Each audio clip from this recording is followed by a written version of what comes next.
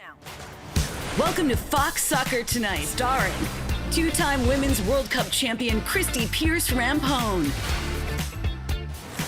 Let's talk about the U.S., right? Yeah. We have Megan Rapinoe on the flanks. If she's having a good game, she's making Alex Morgan look good. Their pairing and their connection and their chemistry is brilliant. And I love Tobin with her tricks and flicks on that right side, coming in, being creative inside the 18. So if they get their chemistry down, it's gonna be a fun show in the 18 on both sides. Players to watch. In the Women's World Cup final, Christie, who have you got for us? Yeah, my player to watch on Sunday is Kelly O'Hara. I think she's doing an exceptional job linking up with Tobin Heath. When Tobin comes inside, she recreates that width outside. She's got 2 assists in this World Cup, and she's been playing on the front foot, and it's going to be fun to watch her because Sweden exposed that right flank, and I think Kelly can do an even better job, and she's going to have those services, and I can see her getting another assist in this final. Well, first you got to credit Spain on such an excellent game plan defensively and making it hard for the U.S. to break them down. And, you know, USA did find a way to win, but I felt the chemistry for me up top really lacked today from Alex, Pinoe, and Tobin.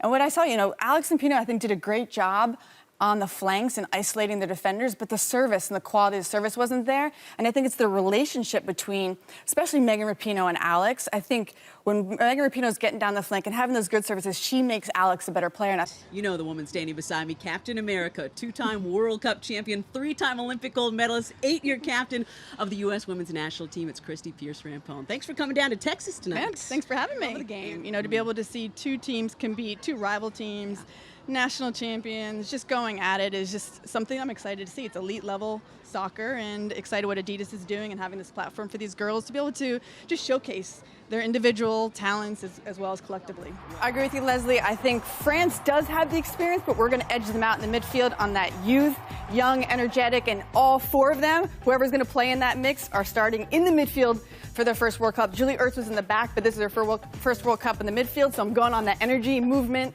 and just creativity off those 3. Today they were just in sync. Their movements off of each other, they were compact. You know, what I loved is like just their spacing at times was brilliant. They made France go around us. France's strength is going through teams, and they couldn't do it today. They couldn't problem solve because the U.S. was so solid in their movement. They're shifting out wide. They're looking over their shoulders. They're picking up runners. They're limiting that space for France to get into, and France couldn't solve it. And I think it's a product of their training and their training environment. They've shown they've played in so many different defensive units, even throughout this game, that when you go in a back 5, and we lacked that chemistry and the communication, and maybe you saw a goal, or like maybe Becky giving away that PK.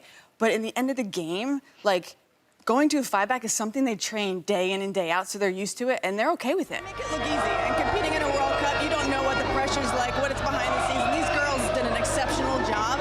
Beating France in France was an exceptional just feat in itself, and then going on and beating England and then the Netherlands, like, credit to these girls. They did a phenomenal job. Today, coming in off, the bench and getting that start for Megan Rapinoe's injury, and I just thought she brought that energy and that passion that Pinoe's been playing with, and you saw it within her play on both sides of the ball.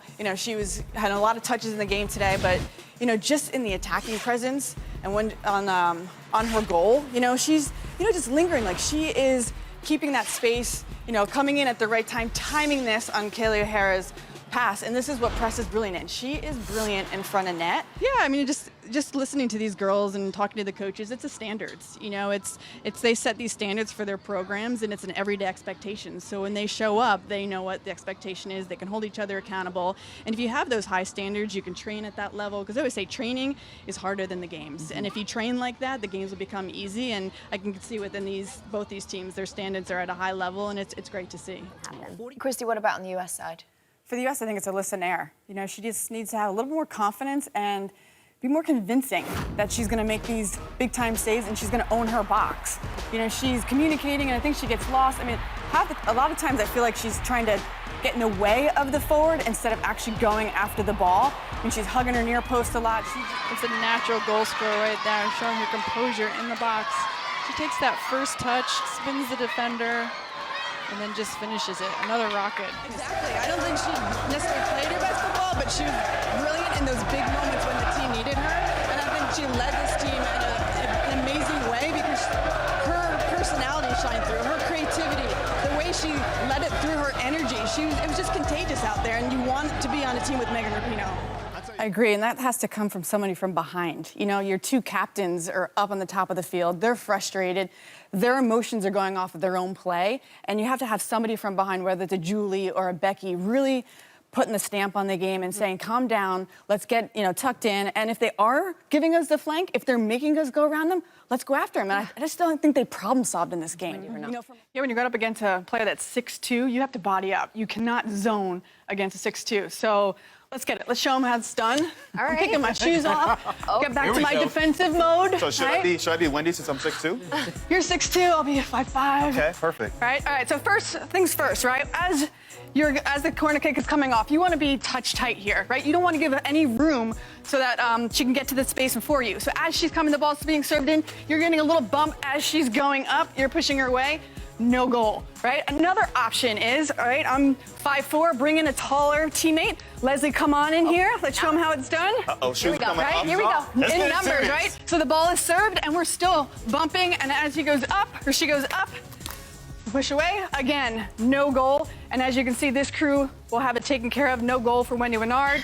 It's all about your positioning on the field and making sure you use your teammates when needed. Yeah.